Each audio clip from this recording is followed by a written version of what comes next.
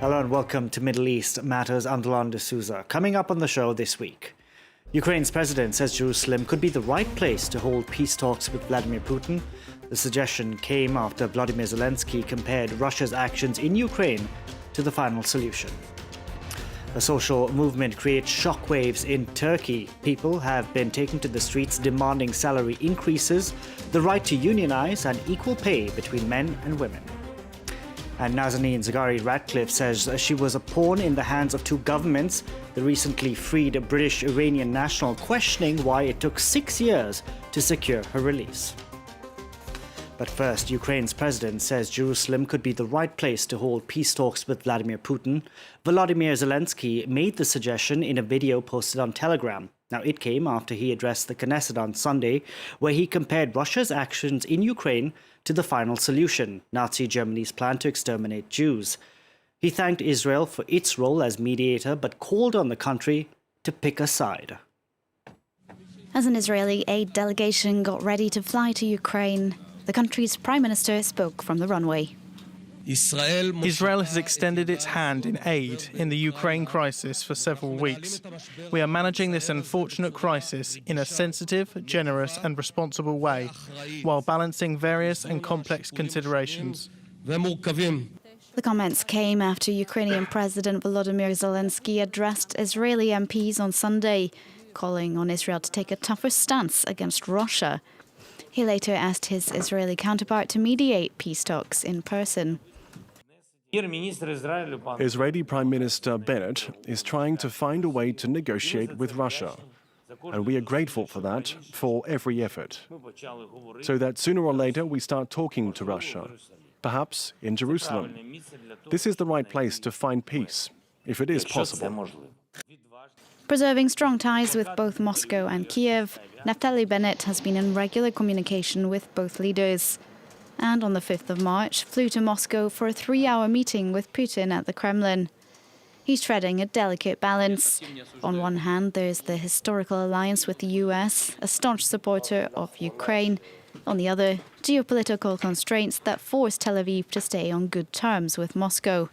Russian troops are present at its northern border with Syria. A dispute with Israel could prompt Putin to disturb the fragile balance of the region. For now, Israel continues its balancing act, condemning Russia without imposing sanctions on Moscow and refusing to sell arms to Kiev, which has already asked several times for Tel Aviv to share its Iron Dome air defense technology. A social movement in Turkey is creating shockwaves. People have been taken to the streets demanding salary rises, the right to unionize, and equal pay between men and women. In a country where the economy is still suffering from record inflation and a weak lira, women, and in particular female blue-collar workers, are the hardest hit. Shona Bhattacharyya, Ludovic de Foucaud, and Hussein Assad report. In this business neighborhood in Istanbul, one of Turkey's main unions called for a protest, and many female workers heeded their call.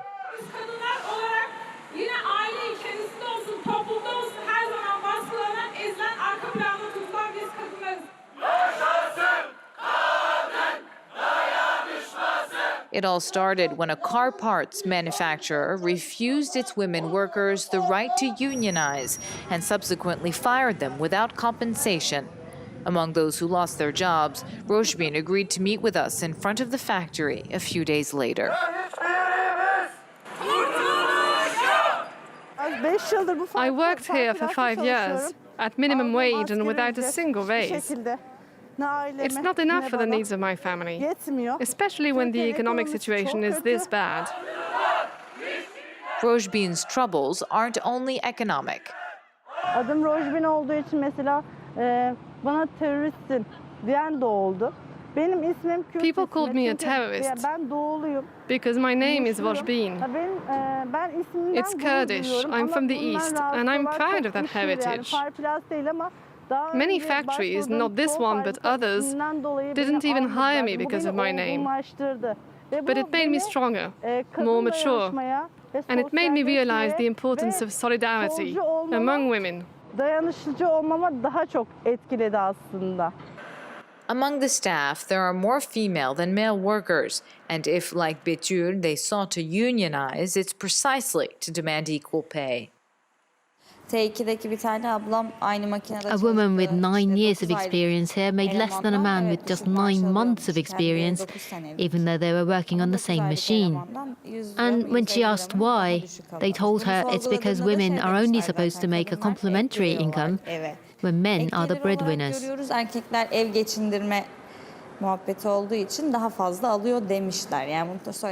According to the union's numbers, the situation worsened with the pandemic. 14% of Turks were unemployed in 2020, and only 1 in 4 women had a job. Like Rojbin, Betül says she doesn't adhere to a single party, but these female workers who voted overwhelmingly for President Erdogan since he came to power claim time is running out for his AK party.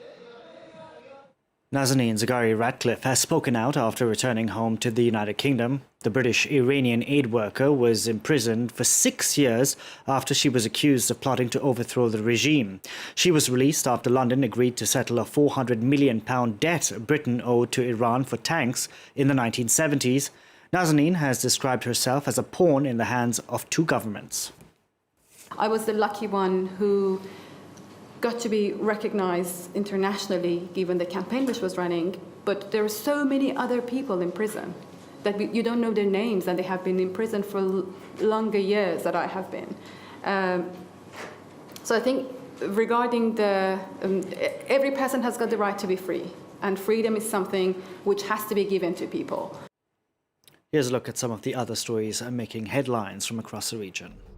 Lebanon's central bank chief has been charged with illicit enrichment and money laundering. The move comes after Riyad Salameh failed to turn up at a court hearing for a 5th time. Salameh's brother, who was arrested last week, has been charged with facilitating money laundering. The judge investigating the case is looking into whether a number of apartments here in Paris belong to Riyad Salameh.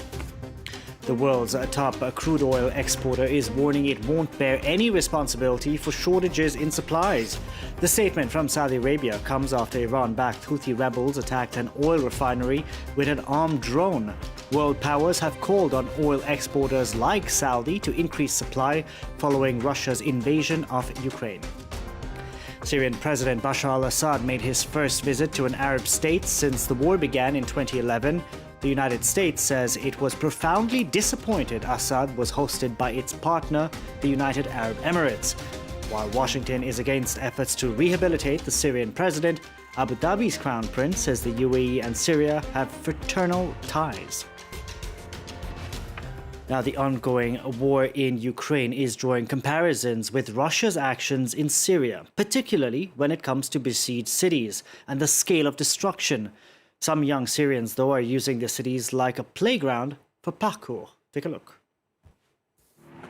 They're the only souls in sight in this bombed-out neighbourhood of Ariha, a town in the rebel-held Idlib province in the northwest of Syria, reduced to rubble after more than a decade of war.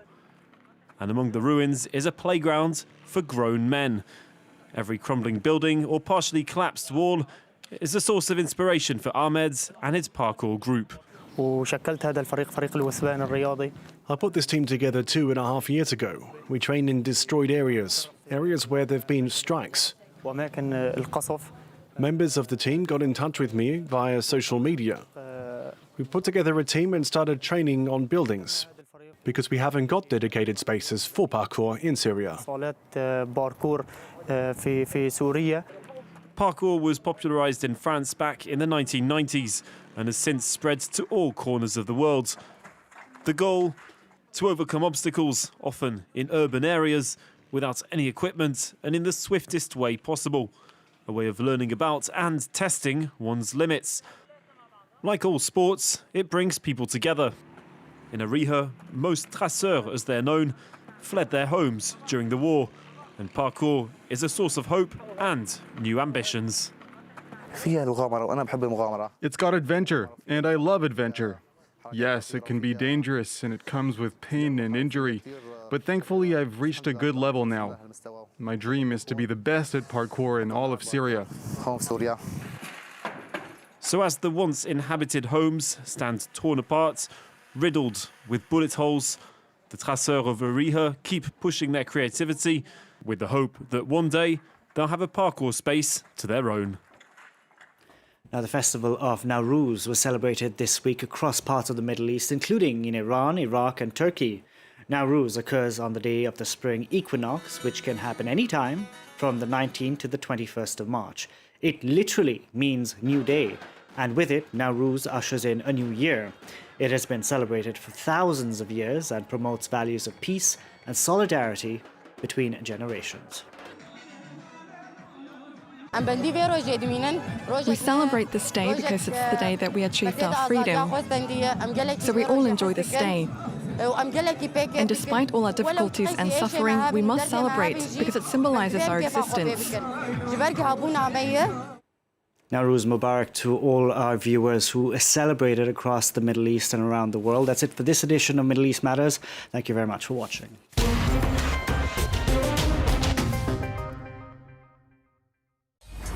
Social media has become young people's main source of information, but misleading, manipulated or false information can rapidly spread on these platforms. Il y avait le truc où, à l'endroit où on s'est fait vacciner, si on mettait notre téléphone, ça collait. À un moment, ça tournait beaucoup sur les réseaux sociaux. We explored how to verify online content with a class of 15-year-olds at the Paul Valéry High School in Paris, providing them with the tools to distinguish truth from fake. Est-ce qu'il y en a qui ont des impressions face à cette vidéo? Moi, je sais que je peux y croire. Watch this special edition of Truth or Fake on France 24 and France24.com.